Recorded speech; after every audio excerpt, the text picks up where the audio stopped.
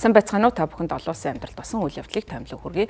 Европын холбооны 27 гишүүн орны удирдагчид Брюссел хотноо пүрэв гарагт цугулсан. За тэдний энэ удаагийн уулзалтын гол зорилго нь Украины дайны асуудлыг хэлэлцэн. За мөн Оросын холбооны улсын зарцаасан хөрөнгийг хураан авч энэ хөрөнгийг Украин улс руу шилжүүлэх тухай асуудлуудыг хэлэлцэн байна. За энэхүү арга хэмжээ нь хууль эрх зүйн асуудал болон Европын холбооны зарим орнууд Оросын холбооны улсын хэрвээ хөрөнгийг хураан авсан тохиолдолд Оросын холбооны улсын зүгээс ямар хариу арга хэмжээ авч болох вэ гэсэн талаар бол хэлэлцэж санаа зовсон ийм уулзалт болсон. За яриа хэлэлцээ бол өдөржингөө орой болтол үргэлжилсэн.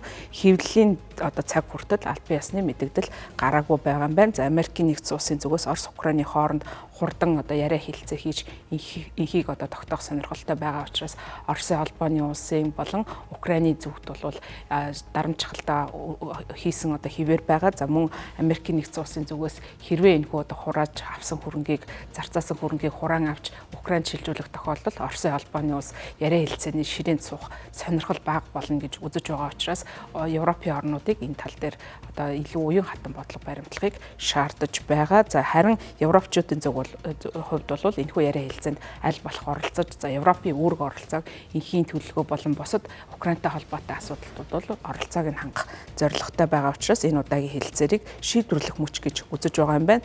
За бид өнөөдөр шийдэл хүрэх ёстой. Бид дараагийн 2 жилийн хугацаанд Украин олгох санхүүжилтийн шийдлийг олохгүйгээр Европын зөвлөлийг орохгүй гэж Урсула фон дер Лайен мэдгдсэн байна. За түүгээр Европын комиссийн даргын хувьд бол энэхүү мэдээллийг хийж байгаа юм байна. За өглөөний хуралдаанд Украины ерөнхийлөгч Владимир Зеленский оролцсон. Ингээд Европын удирдагчид хандан урт хугацааны тусламжийн шинэ вакцины талаар тохиролцоонд хүрч чадахгүй бол хэцүү золиос гарах болно гэдгийг анхааруулж хэлсэн.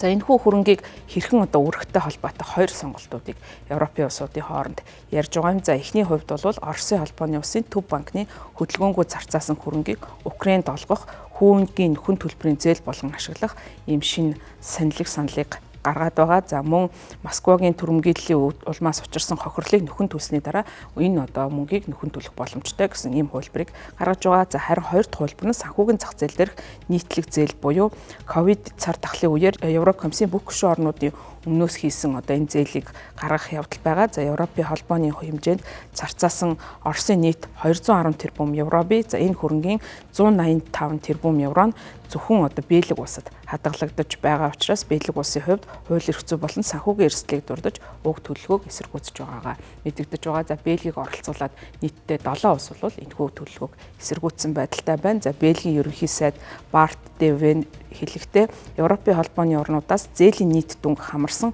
хууль ёсны бөгөөд болцолгүй баталгаа түүнчлэн хохирлын хэмжлээс хамгаалахыг шаардаж байгаа гэдгээ хэлсэн.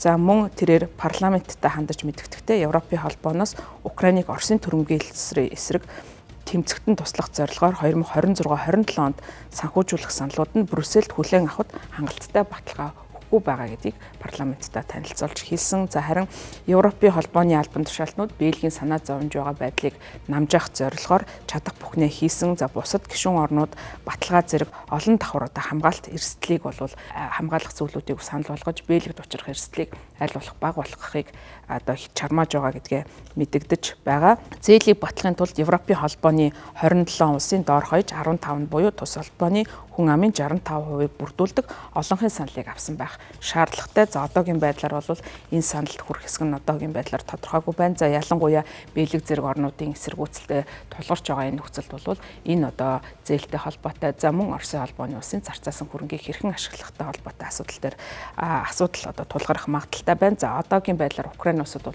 бодит аюул занал бий болсон. За Украинчуудын хувьд мэдээж өөрийн гэр бүлийн гишүүн хамаатан саднуудаа фронтын шугам руу илгээсэн байгаа. За ард олдсон хүмүүс нь бол халаалт цахилгаангүй зэрэг бол хүндрэлтэй өвлийн юм нөхцөл байдалтай тулгамдж байгаа. За мөн хувийн санхүүгийнх нь хувьд бол ард иргэдэд нь ихээхэн хүндрэл тулгамдж байгаа учраас энэ өвлийг хэрхэн давах вэ гэдэг нь бол санаа зовоосон асуудал болж байгаа юм. За санхүүжилт нь цаашдаа Украины фронтын шугамыг хамгаалах цэргийн албан хаагчдын цалинг олоход бол чухал ач холбогдолтой гэж харж байгаа. За зөвхөн эх жил гэхэд бол Украины нийт төсвийн зардал нь 113 тэрбум $1 байхаар төсөвлөгдсөн байгаа юм байна. За үүнийх нь орж байгаа орлого талаасаа 68.5 тэрбумын орлого олж байгаа. За өөрөөр хэлбэл бас зарлага ихтэй орлого нь энэхүү зарлагаа нөхсөх тийм боломжгүй байгаа учраас энэ бол Украинд чухал хэрэгцээтэй ийм санхүүжилт болох юм. За парламентын төсвийн хорооны дарга Росалка Фидалс гэж одоо Украины талаас мэддэгдэхдээ 2026 оны төсвийн цорхойг нөхөхийн тулд засгийн газарт